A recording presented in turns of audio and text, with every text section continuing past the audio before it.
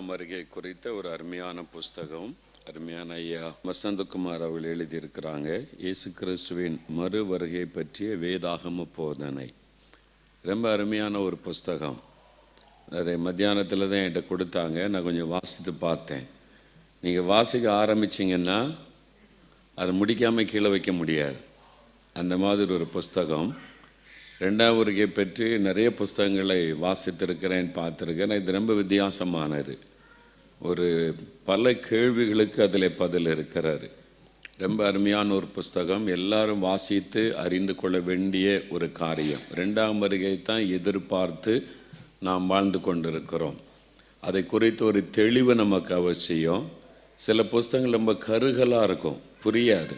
ரெண்டாம் வருகை பற்றி எழுதின புஸ்தகங்கள் நிறைய காரியம் நமக்கு விளங்க. ஆனால் இது ரொம்ப எளிமையாக சாதாரண விசுவாசியும் புரிந்து கொள்ளுகிற விதத்தில் ரொம்ப அருமையான எளிய தமிழில் எளிய விதமாக இது எழுதப்பட்டு இருக்கிறாரு. அதனால் நல்லா புரிந்து கொள்ள முடிகிறது. ரொம்ப ஆசீர்வாதமாக இருக்கும். நீங்கள் அதை வாங்கி வாசிக்க வேண்டும். என் உள்ளத்தில் கூட எழுமின சில கேள்விகளுக்கு இதில் பதில் இருந்தது.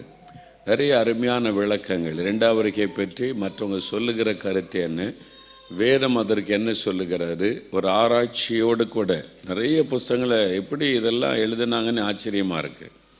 நிறைய ஆதார நூல்களெல்லாம் வாசித்து அறிந்து சும்மா உட்காந்து அப்படி எழுதிடல, ரொம்ப டைம் எடுத்து அதை செய்து முடித்திருக்கிறார்கள். அதனால் இந்த புஸ்தகம் நானே இதை எங்களுக்கே நிறைய ஆர்டர் கொடுக்கன்னு கேட்டேன். இந்தியாவில் இன்னும் பிரிண்ட் பண்ணலைன்னு சொல்லிட்டாங்க.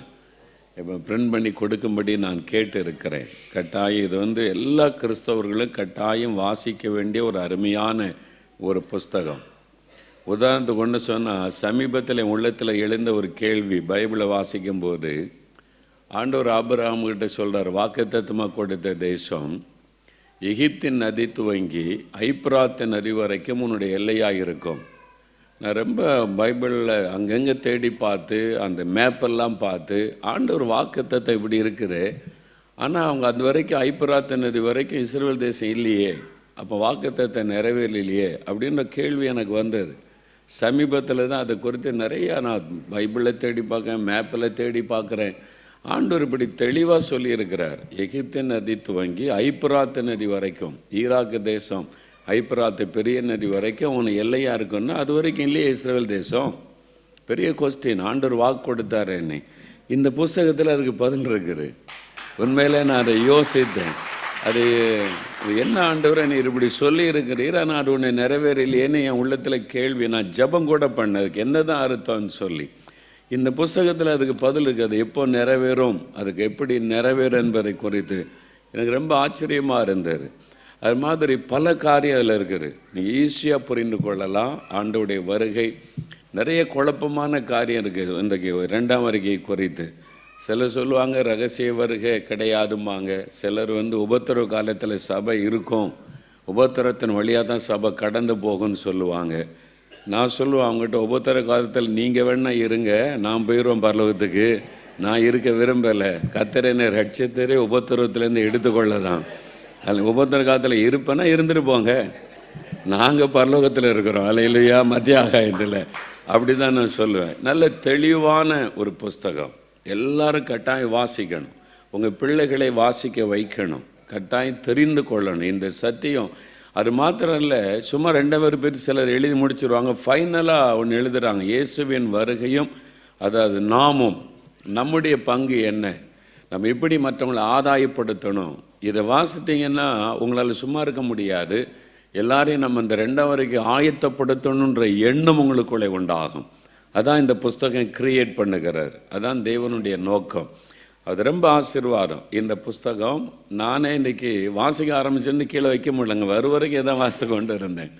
அதனால் நீங்கள் வாங்கி வாசிக்கணும் கட்டாயம். நீங்கள் வாங்கி வாசிக்கிறது மாத்திரம் இல்லை, ஒவ்வொருத்தரும் ஒரு 10 புக்கு வாங்கிட்டு போய் 10 கிறிஸ்தவங்களுக்கு கொடுக்கணும். அவங்க ரட்சிக்கப்படாதவங்கள தான் மனம் திரும்பிடுவாங்க. கட்டாயம் இதை வாசிங்கன்னு சொல்லி நீங்கள் அதை ஒரு ஊழியமாக செய்யுங்க. இந்த செய்தி எல்லாருக்கும் போகணும். ரொம்ப முக்கியமான ஒரு அருமையான புஸ்தகம். அருமையான போன வருஷம்தான் அவளை நான் சந்தித்தேன். அவள் பேசின விதமே, அவங்க சொன்ன சத்தியங்கள் எனக்கு ரொம்ப ஆச்சரியமாக இருந்தது. இவ்வளவு அருமையாக வேதத்தை ஆராய்ச்சி பண்ணி வச்சுருக்கிறாங்க, அதெல்லாம் வெளியே வரேன்னு சொல்லி நல்ல அருமையான ஒரு புஸ்தகம்.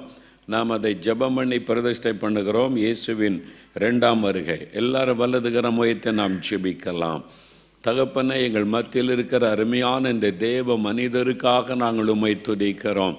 நீர் இந்த தேவ மனிதரை தெரிந்தெடுத்து அபிஷேகம் பண்ணி ஆண்டவரே வேதத்தின் ரகசியங்களை பகுத்து போதிக்கவும், வேதத்தின் ரகசியங்களை எல்லா மக்களுக்கும் கொண்டு செல்லவும் நீர் அவளுக்கு கொடுத்திருக்கிற கிருபைக்காக நாங்கள் உம்மை துதிக்கிறோம், ஸ்தோத்தரிக்கிறோம். அப்பா, நீரே இந்த புஸ்தகத்தை எழுத வைத்ததற்காக நாங்கள் உம்மை துதிக்கிறோம்.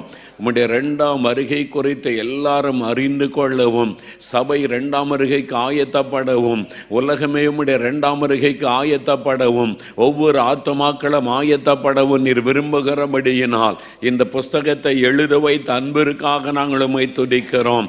இப்பொழுதும் தகப்பனை, பிதா, குமாரன், பரிசுத்தாவின் நாமத்தில் இதை பிரதிஷ்டை பண்ணி நாங்கள் ஜெபிக்கிறோம். உம்முடைய அபிஷேகத்தின் வல்லமை இதன் மூலமாய் வெளிப்படட்டும். இதை வாங்குகிறவர்கள் வாசிக்கும்படி தூண்டி எழுப்புவீராக. வாசிக்கும் போதே ஆவியானவர் அவளோடு கூட பேசுவீராக. ஒரு எழுப்புதல் இதன் மூலமாய் விசுவாசிகளுக்குள்ளே உண்டாவதாக. ஆவியானவர் அப்படி செய்கிறதற்காக நாங்கள் உம்மை துதிக்கிறோம். இந்த தேவ மனிதரை கொண்டு இன்னும் அநேக புஸ்தகங்கள் வெளிவரும்படியாய் அவளை ஆசீர்வதித்து பயன்படுத்தும்.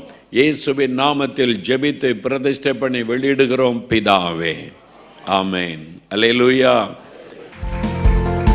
வேத ஆராய்ச்சியாளர் MS வசந்தகுமார் எழுதிய வேத ஆராய்ச்சி புத்தகங்களை பெற்றுக்கொள்வதற்கு நீங்கள் தொடர்பு கொள்ள வேண்டிய முகவரி: தமிழ் வேதாகம ஆராய்ச்சி மையம், Tamil Bible Research Center, No. 8, Broadland Avenue, Enfield, EN3 5AH, UK.